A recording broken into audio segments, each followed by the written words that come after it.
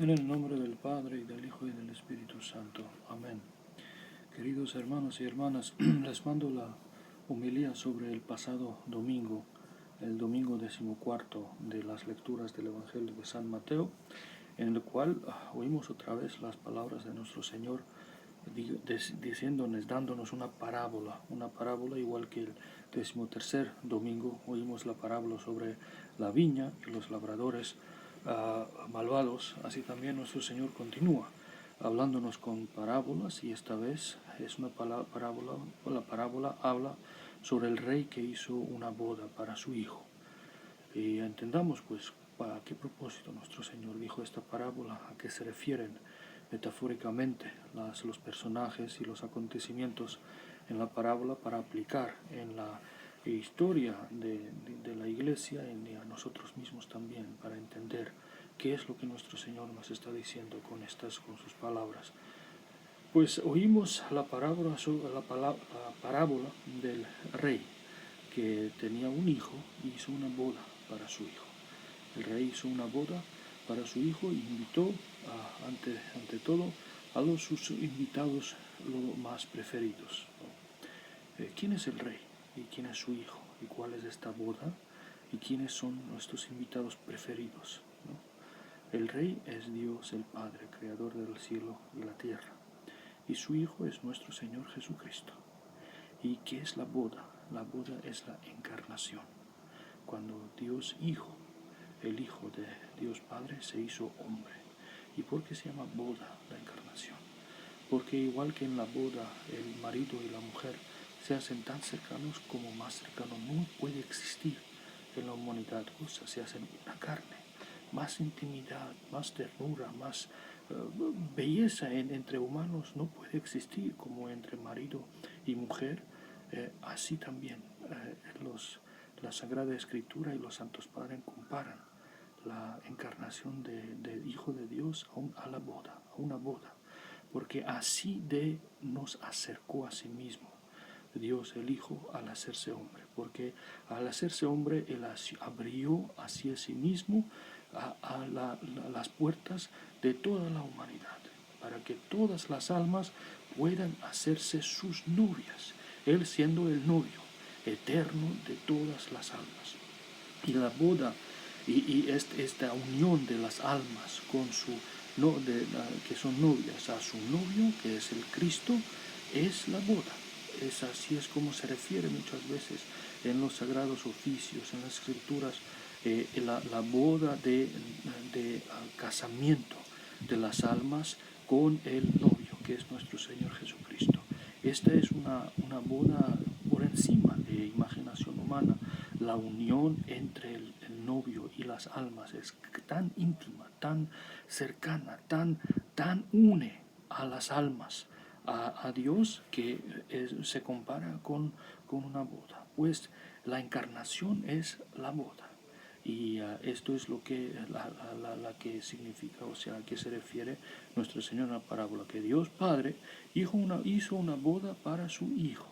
O sea que Dios fue beneplácito a Dios Padre de dar bendición para que se encarnara a su Hijo, para veniese a asumir la humanidad, a hacerse humano para nosotros, y a través de esta gran disposición hacia nosotros, la encarnación, ¿no? Él invitó a casarse a Él a todas las almas que quieren salvarse. A todas las almas que quieren estar con Dios están invitados a la boda. Y esta unión, como dije, de almas a nuestro Señor, esta unión que se hizo posible a través de la encarnación de Dios, es la boda. Por eso San Pablo habla de la unión de la iglesia con Cristo como una boda. Dice que grande es este misterio, porque la iglesia, o sea, la comunidad de todas las almas, es la novia sin mancha y sin mancilla de Cristo. Y esta unión de las almas con Cristo, que se hace en la iglesia cuando venimos y nos bautizamos y comulgamos, y a través de oración y piedad y misterios nos hacemos unos con Cristo, es la boda de iglesia con novio, que es Cristo.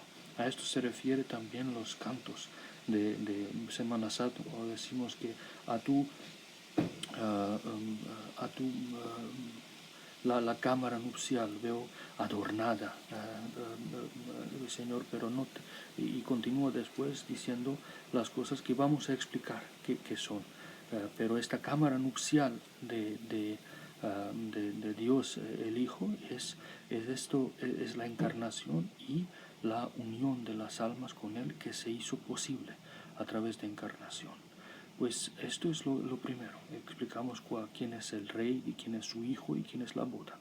Dios Padre es el Rey, el Hijo es su Hijo unigénito, nuestro Señor Jesucristo, y la boda es la encarnación, cuando Dios, el Hijo, se hizo hombre para nosotros e invitó, Dios Padre, a sus invitados preferidos. ¿Y quiénes eran estos invitados preferidos? Eran en la casa de Israel.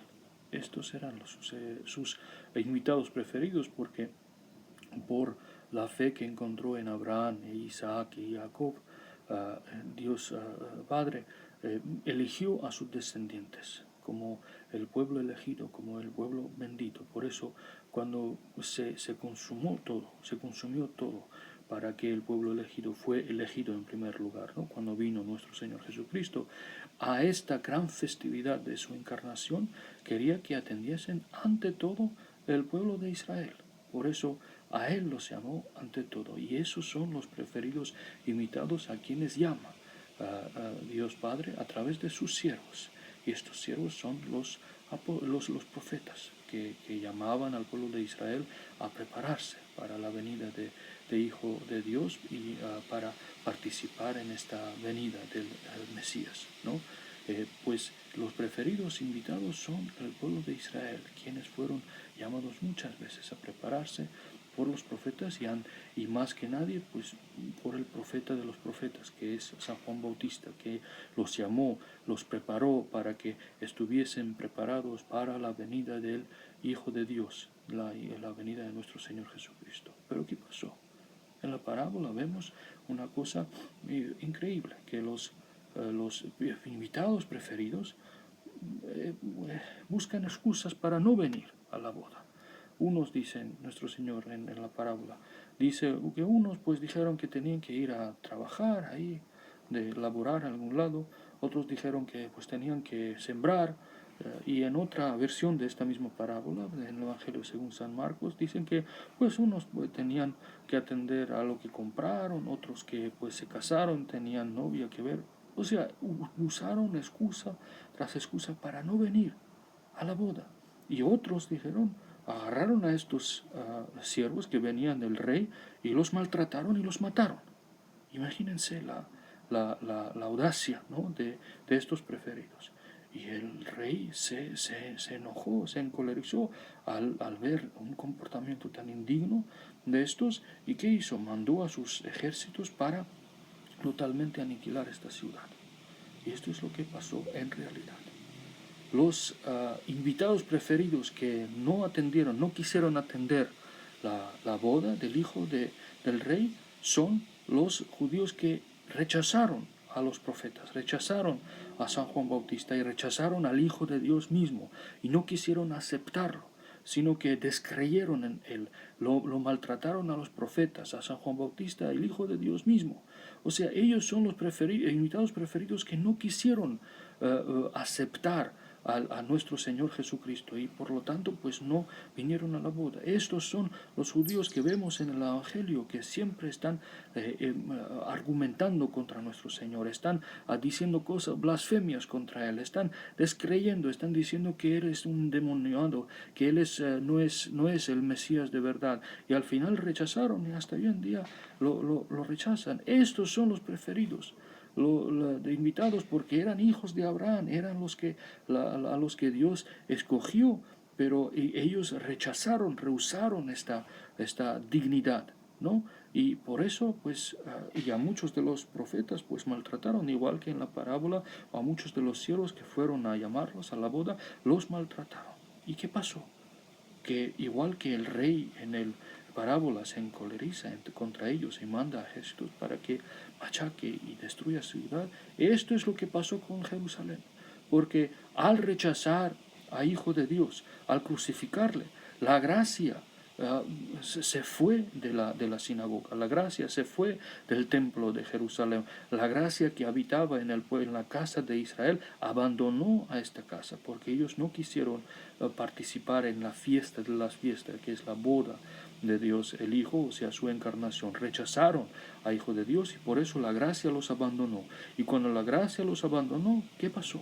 Vinieron los romanos y destruyeron Jerusalén. Esto es lo que pasó. Y a esto se refiere nuestro Señor cuando dice que el rey aplastó su ciudad.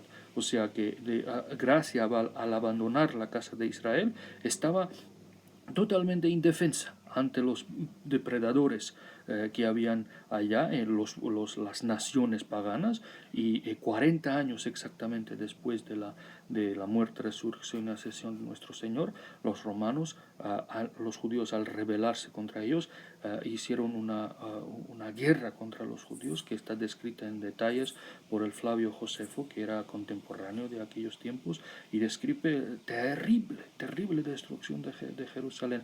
Y dice que la piedra no se quedó sobre piedra, así los romanos aplastaron. Y en la segunda vez, cuando hizo Nerón esto, se rebelaron otra vez en años 110, 120, aplastaron de segunda vez, y tanto aplastaron que después trajeron los romanos sal para poner sobre la ciudad, las ruinas de Jerusalén, para que no creciera nada allá, para que totalmente estuviese estéril la ciudad. Y así de terriblemente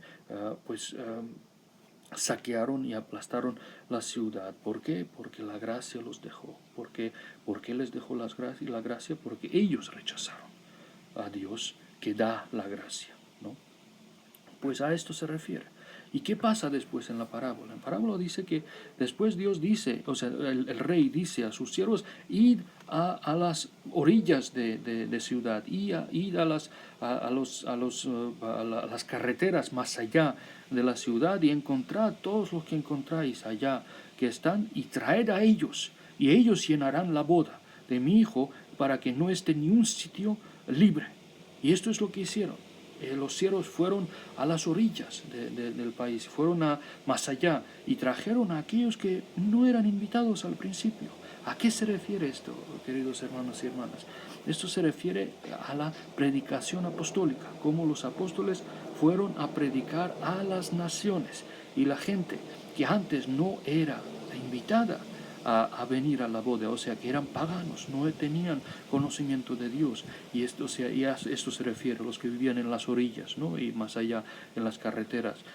Ellos, los que no conocían a Dios, no eran invitados. Ellos sí que se hicieron partícipes de la boda. Y esto es como se explica, esto se cumple cuando los apóstoles predican entre las naciones, y las naciones paganas aceptan a nuestro Señor Jesucristo y se hacen miembros de la iglesia. A eso se refiere que la boda se llenó de la gente que antes no era invitada, pero ahora sí que están en la boda. Pues los paganos, que antes no eran pueblo elegido, se hace el pueblo elegido. Ellos aceptan la predicación de los apóstoles y vienen a la boda, o sea, vienen a la iglesia, forman parte de la iglesia. Así se cumplió esto. Pero ¿qué pasa después? Ahí en la última escena de la parábola, ¿no? Que el rey mira a todos los invitados y ve entre ellos uno que no tiene la túnica de la boda, no tiene la túnica digna de la boda. Y el rey le pregunta a este hombre: ¿cómo es posible que usted esté aquí en la boda y no tenga la túnica digna de la boda? Y el hombre no tenía nada que responder. El hombre estaba enteramente sin palabras, ¿no? Y dice a sus siervos: agarrad a este hombre y echadlo fuera, donde el gusano no cesa de comer y donde hay crujir de los dientes, o sea, la oscuridad allá, ¿no? O sea, que es al infierno.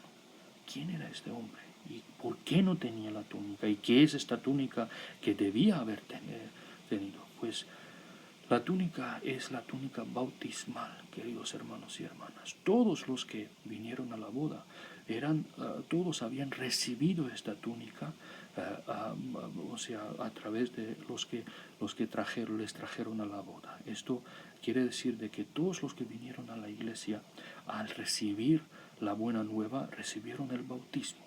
La túnica bautismal que es brillante, es luminosa, que es bella, es incorruptible, ilumina, ¿no? Esta es la túnica que nos pusimos sobre nuestra alma cuando nos bautizamos. Todos los que habéis bautizado en Cristo, a Cristo de Cristo habéis revestido. O sea, la túnica es Cristo mismo, su gracia, su presencia, sus dones, ¿no? Y todos los invitados que vinieron a la boda tenían esta túnica. Sin la túnica no había podido entrar en la boda. Así nosotros, todos los que fuimos invitados a la iglesia, recibimos esta túnica y así pudimos entrar en la iglesia y comulgar los santos dones, porque sin el bautismo, ¿quién nos dejaría comulgar del cuerpo y sangre de nuestro Señor Jesucristo? O sea, ser partícipes del banquete, ¿no? de la boda. Nadie. Por eso, todos los que entraron allá, los que vinieron y estaban ahí comiendo y festejando en la boda, tenían esta túnica. Pues ¿por qué no tenía este hombre? No es que no lo tenía, pero había manchado de tal grado, había manchado de tal manera que era imposible de reconocer que tenía la túnica. Lo que él llevaba era la túnica, pero tan manchada, tan machacada, tan sucia y tan apestante que no era posible de reconocer que era una túnica de boda, era un túnica de festividad, era una túnica del banquete. Pues ¿por qué? ¿Qué había hecho? Había manchado con sus pecados. Esto es lo que había hecho. Él sí recibió la túnica bautismal, y esta túnica que recibió era igual que los demás recibieron, iluminaba, era brillante, era totalmente limpia y pura. Pero desde el momento que recibió la túnica del bautismo hasta cuando llega en la boda, había manchado de tal manera que era imposible de reconocerlo. Esto es lo que hacen los pecados a nuestra túnica bautismal, queridos hermanos y hermanas. Todos recibimos la misma túnica de gracia, de que está revestida nuestra alma y nuestro corazón.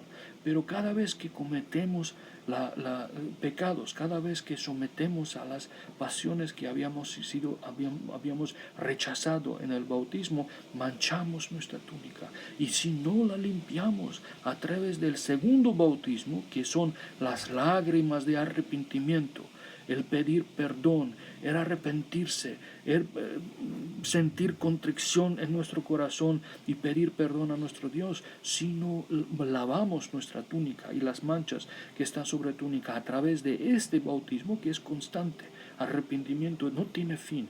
Por eso este bautismo nos da oportunidad tras oportunidad de limpiar nuestra túnica. Si no lo limpiamos de las manchas, una mancha tras otra, y la túnica se quedará sin posibilidad de reconocer que era una túnica bautismal. Se quedará como aquel hombre que tenía la túnica, pero era como si no tuviera. Igual nosotros, si no nos arrepentimos, si no consagramos a nosotros a los votos del bautismo que hicimos de ser de Cristo y no del mundo y el príncipe del mundo, que es el diablo, sino de Cristo, y escupir al diablo y a sus obras y volver nuestra cara hacia nuestro Dios. Si no cumplimos esto, nuestra túnica bautismal se manchará, y se manchará de tal grado que será imposible de reconocerlo. Esto es lo que le pasó a este hombre, y esto es lo que tenemos que recordar nosotros también. Se nos dio la túnica, pero lo manchamos, y esto es lo que cantamos en segunda parte de aquel himno que dije, que tu cámara nupcial lo veo como toda brillante, pero la túnica no tengo digna para entrarlo. Ilumina la túnica de mi alma, oh Salvador, y sálvame.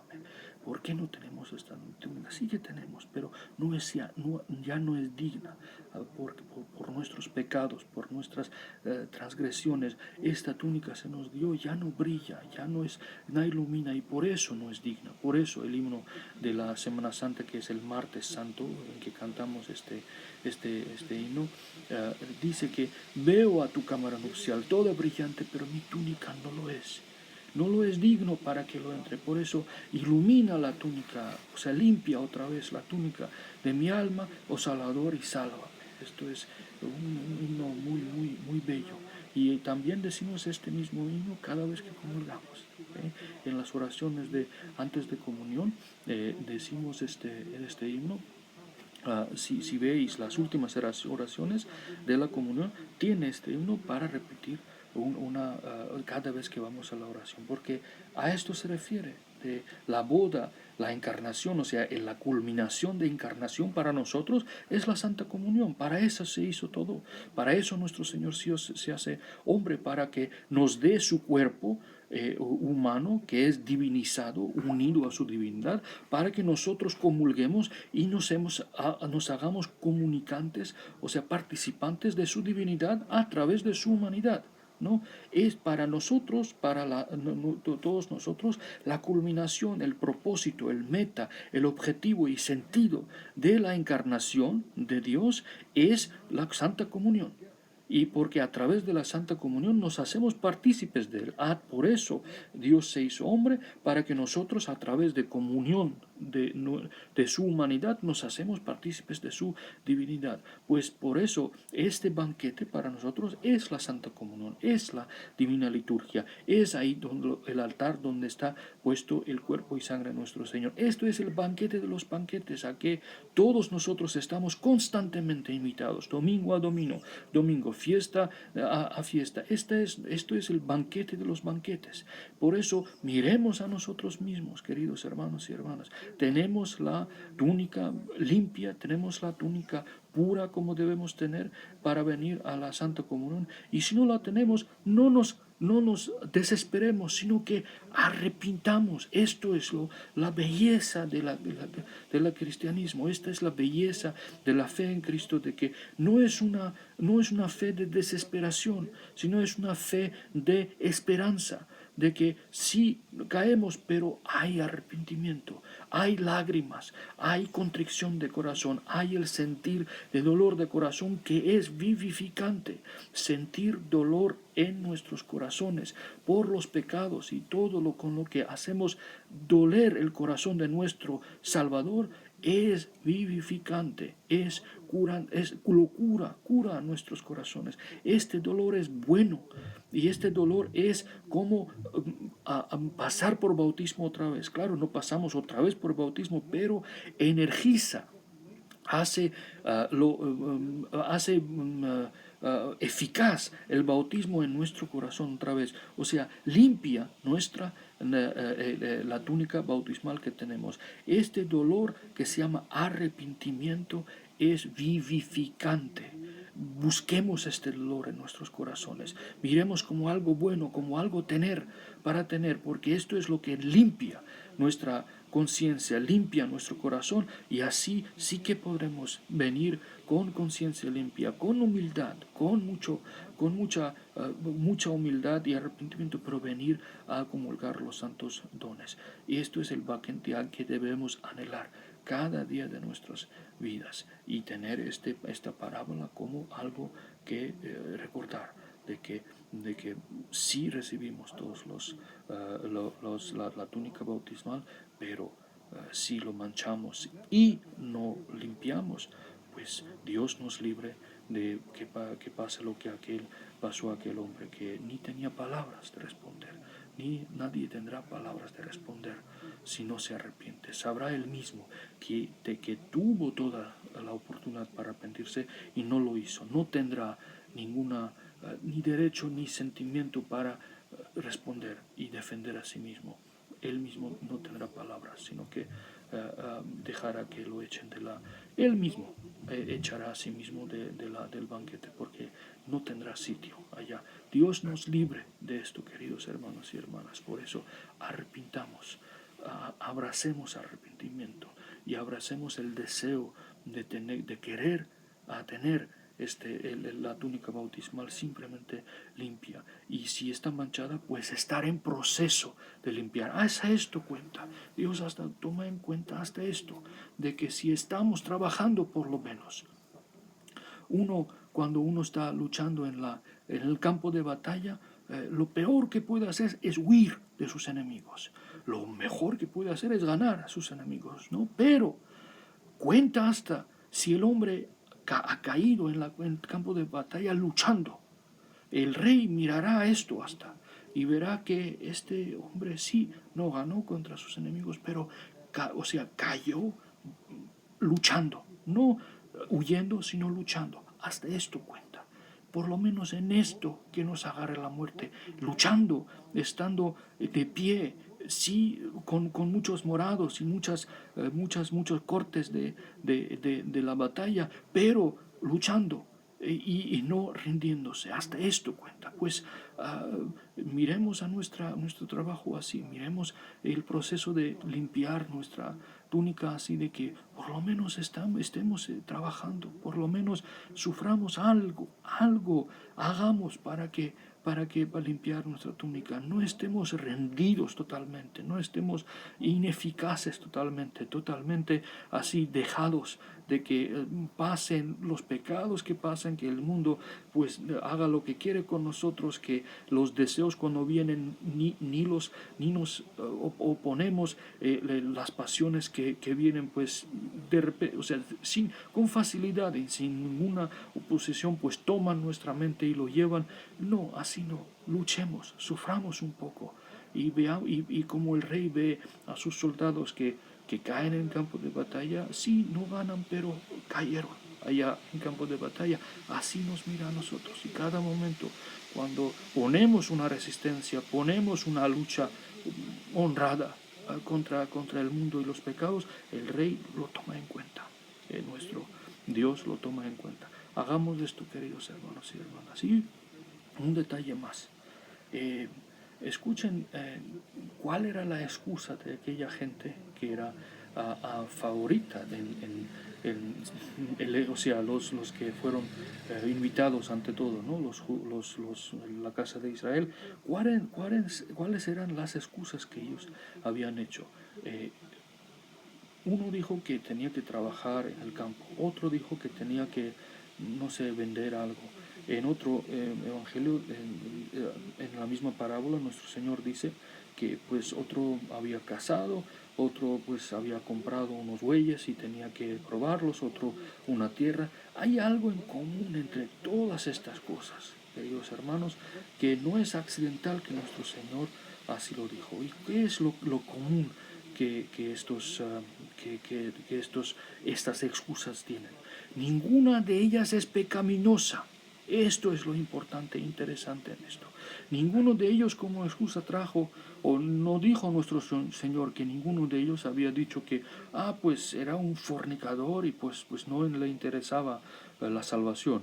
No, ni otro que era alguien que robaba y pues así se ganaba la vida y no le interesaba, ¿no? O otra cosa de pecados, no, ninguna de las actividades por las cuales ellos dijeron que no querían ir a la boda era pecaminosa. Eran cosas que en sí son inocentes, hasta nobles, y no tienen valor. O sea, depende de cómo lo usemos, porque trabajar no es pecaminoso, casarse es bendito, tener campo para ahí sembrar es noble. Todas estas cosas tienen en común el hecho de que son cosas que no son por sí mismas pecaminosas, sino que son cosas que son depende de cómo lo usemos. ¿Por qué?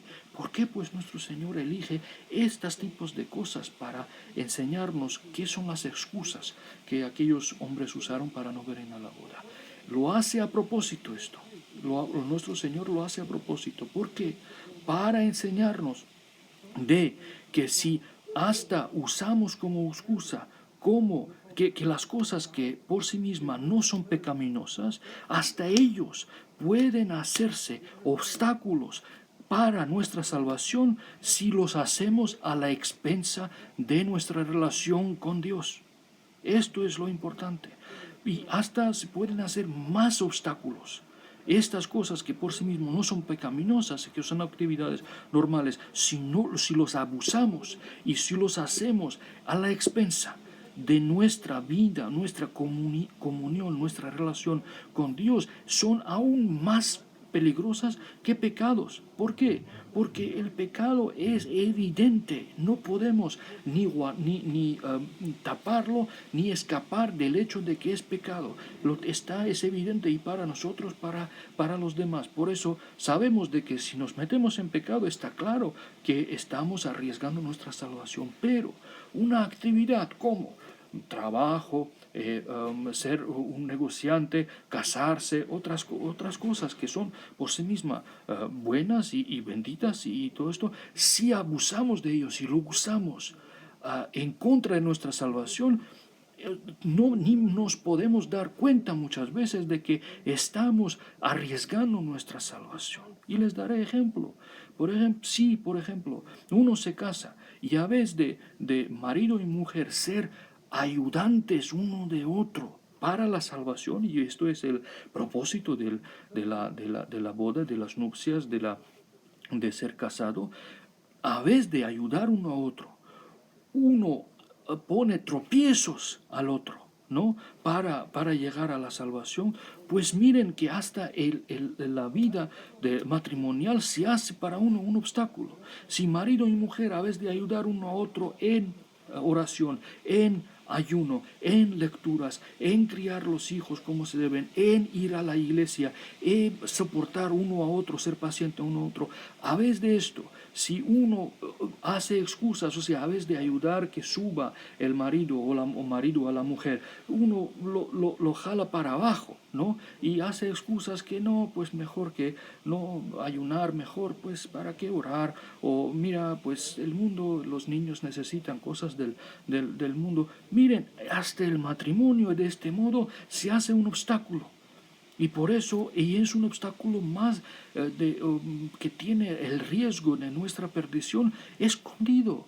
¿Por qué? Porque no hay nada, o sea, así claramente pecaminoso. Es matrimonio, no es fornicación, ¿no?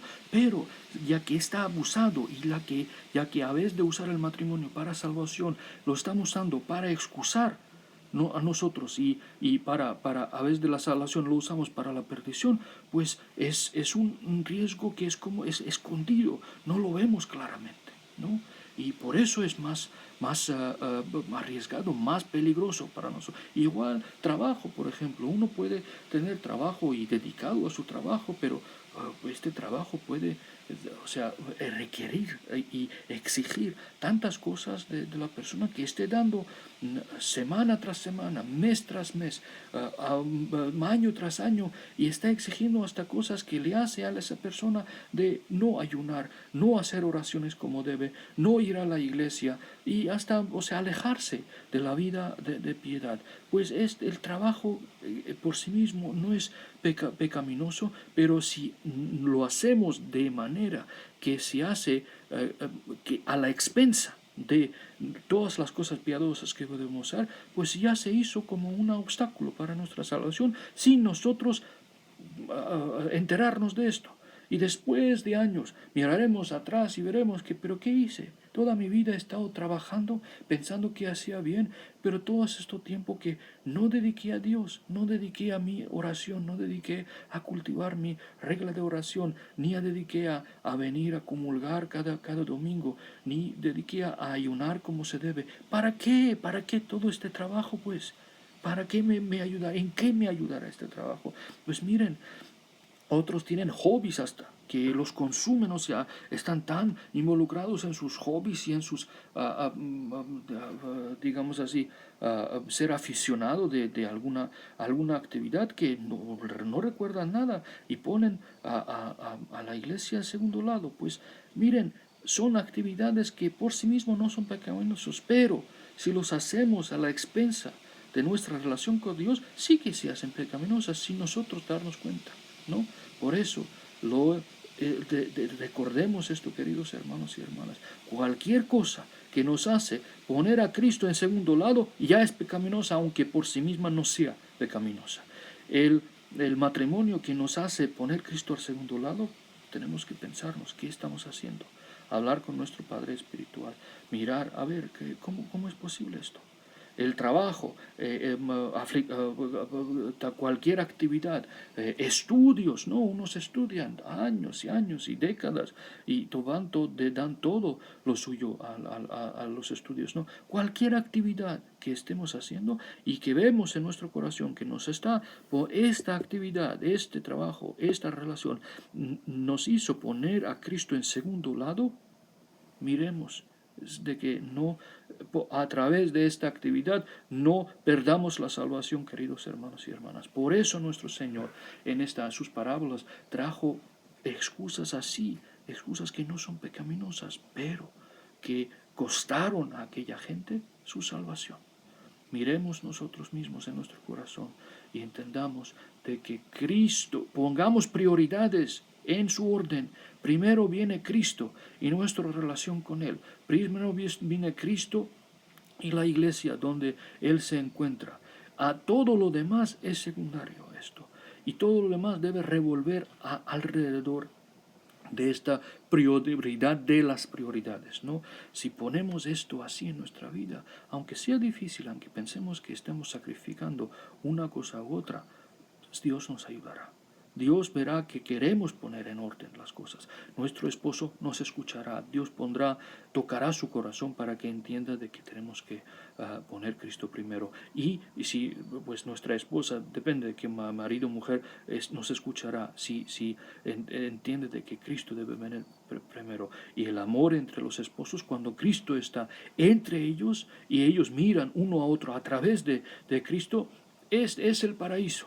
Sí, es así, pero si no, si un marido no ayuda a su mujer y una mujer no ayuda a su marido, el paraíso se hace lo contrario.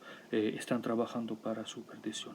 Igual con el trabajo, igual con estudios, igual cualquier actividad que hagamos, si vemos que necesitamos ajustar nuestra vida, ajustemos. Si necesitamos sacrificar algo, digamos a nuestro Dios: mi querido Señor, sacrificaré esta cosa para estar más cerca de ti. Tú ayúdame, tú proporciona para mi familia, tú proporciona para mí estudios, tú ayúdame para salir adelante en la vida. Yo sacrificaré esto, pero tú pongo mi vida y confianza en ti.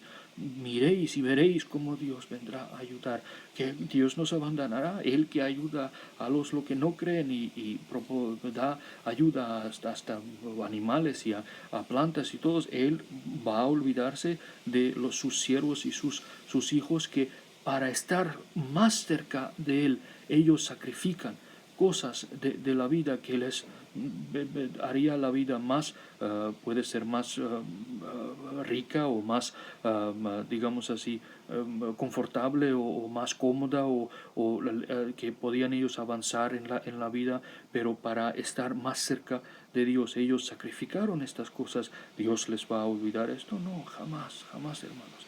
Por eso pongamos nuestras prioridades en orden. Cristo viene primero, todo lo demás. Y así es como nos haremos no solo invitados, sino elegidos. Con esto acaba nuestro Señor la palabra, porque muchos son invitados, llamados, ¿no? Llamados, pero pocos escogidos. Llamados son todos, porque a todos llama nuestro Señor Jesucristo en su corazón. Pero ¿quiénes son los escogidos? Los escogidos son los que responden a la llamada y cultivan su vida para ser dignos de esta llamada durante toda su vida. Estos son los escogidos, no como los protestantes creen que Dios escoge y salva a unos arbitrariamente así y condena a los demás sin importar si uno pues trabajó para salvación, si quiere salvación o no. No, esto es la predestinación, ¿no? Escogidos en este sentido de predestinación no es cristiano. Esto no lo creemos, queridos hermanos. Escogido significa el que escuchó la llamada y vivió su vida según la nobleza de esta llamada. O sea, los que recibieron la túnica y están trabajando para que la túnica sea limpia. Estos son los escogidos. Los escogidos en sentido cristiano ortodoxo son los que ellos son los llamados, a los que llamaron los invitados y se mantuvieron dignos de esta llamada. Así seamos, queridos hermanos y hermanas. Esto les deseo a todos por las oraciones de todos los santos. Amén. Dios les bendiga.